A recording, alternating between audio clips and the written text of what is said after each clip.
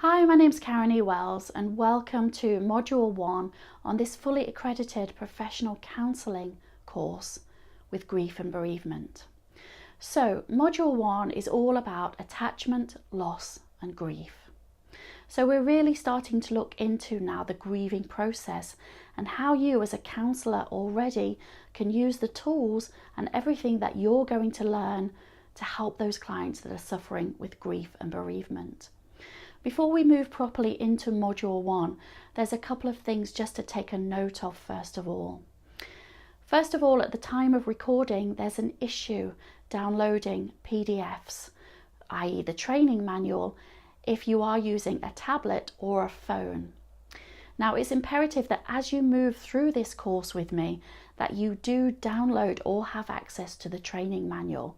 So it's not a problem per se. You can either download it via a desktop computer, which is working absolutely fine, or you can drop us an email and we'll send the PDF over to you via email. But please make sure that you are using the training manual as we move through this. The second point is the review system. Very early on through this course, whether you've watched 1 or 2 video modules, you'll be asked to leave a review of the course. Now, of course, it's very early on during that process, so you might not have gained all of the information that you want to gain from the course. You don't have to leave a review when it asks you. There's a button that you can click saying "Ask me later." And please, if you haven't made your mind or you haven't watched the course fully, please hit that "Ask me later" button and leave a review at the end of the course. It would be much appreciated. So let's move fully now into Module 1, all about attachment, loss and grief. We're looking at the emotional states, the emotions that your client is going to go through, as well as the physical symptoms that they may start to go through too. Now, this video is going to turn into slides in a moment, so we'll look more in-depthly at this module on attachment, loss and grief as we move through. At the end of the module, you'll find in the training manual there's some self-assessment tasks. Now, we have those at each end of every module, so take your time over those. It's good to really reflect on the questions that they're asking you. You don't need to submit them to us, they're for your own learning, but it just really gets you up to speed on the information in the video modules and the training manual to make sure that your learning is up to where we are in the course. So take your time through all of those. So again, this video module will turn into slides and I'll see you on Module 2. Have a great day. Okay, so Module 1 is all about attachment, loss and grief. So the human condition, as we know already, is complex. When it comes to death or the loss of somebody close, people grieve in very different ways. It may be a natural event, and yet it's one that we're so unprepared for in life. We can be aware of the existence of death and the fact of avoiding it on a personal level, but often we fear it and are unprepared as to the enormity of it and the associated emotions. So a grieving process is a long process in the main. There are correct ways in which to grieve so that the experience leads towards a healing conclusion. Of course, the prospect of loss is considerable and it can affect every aspect of an individual's life. And these are considerable wide-ranging emotions experienced as a result, from anger to intense sadness to denial and disbelief. It's a process.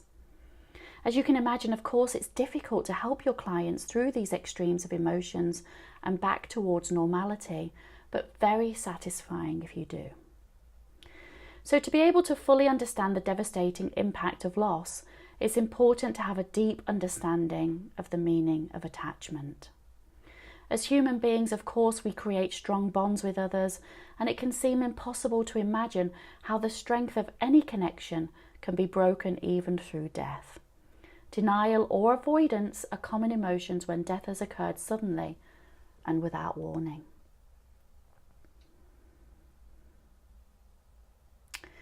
So,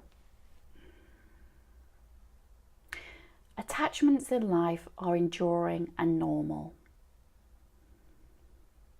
Of course, that's something that we already know. If something happens to the attachment figure, the response would be of great anxiety. So we look here at George Engel, who was an American psychiatrist, and felt that when a figure of attachment is lost, it's psychological traumatic to be severely wounded in that traumatic state. So grief represents a departure from health and well-being, and therefore is just as healing, and a period of time is needed to return the individual to a normal state of psychological balance. So when we look at normal or acute grief, we go through a process of bodily distress, guilt, hostile emotions, an inability to function, a preoccupation with the image of the deceased, a developing character traits that are belonging to the deceased. Anger, of course, is also a common emotion. So we look at guilt and self-reproach. So when somebody's died, it's easy to feel a sense of guilt and then self-reproach if an individual feels that they didn't do enough, or maybe has not been kind, particularly towards the end. These are common feelings and often experienced by those who have survived. If a death's been traumatic, you may find that those who were present at the time feel guilt just because they survived and their loved one didn't. We look at anxieties, where some clients that you might have may demonstrate severe anxieties. This can quickly lead towards panic attacks. These can then create an abnormal grief reaction. And anxiety often occurs because the individual is worried that they cannot cope without their loved one. We look at loneliness. Feeling intense emotions around loneliness is common after a loss. There's an almost impossible void to fill, and it can take time for this to pass. We look at fatigue. Clients often state that they feel exhausted and will be experiencing intense fatigue. It might be apathy or listlessness, but the feelings are overwhelming. Fatigue, of course, is self-limiting as it affects the ability to recover, but it can be indicative of clinical depression. We look at helplessness. Again, this is an integral part of the grieving process, as is feeling frustrated over the loss. There's no control as to the outcome, and it can be hard to accept the inevitable. We're looking at shock. Whether the death's expected or not, it can still generate those feelings of stress and shock. When it's traumatic, unexpected or sudden, shock can be instant and overwhelming. We're looking at pining. This is very common in connection with the loss. It's very strong at the start when the loss is the most vivid and the individual has to absorb the reality of their situation. We look at relief. Sometimes your clients will admit to feeling relieved after a loved one has died, especially if somebody has had a long and painful illness. We're looking at numbness.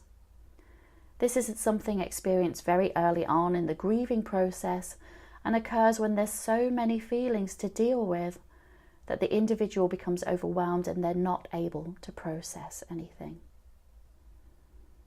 There's also physical symptoms too, tightness in the chest and throat, feeling sensitive to noise, feeling hollow or empty in the stomach, short of breath, having a lack of energy, weakness in the muscles, where nothing seems real, and a dry mouth. Within the training module, in the training manual here for this module, we're looking at presence, sleep, dreams, avoidance, and crying, which of course are all part of the process for grief and bereavement. So make sure that you're referring back to the training manual, because that does give you a lot of in-depth information to work alongside the video modules. There's some self-assessment tasks at the end of this module. So work through those. Once you've done that, move on to module 2. Have a great day.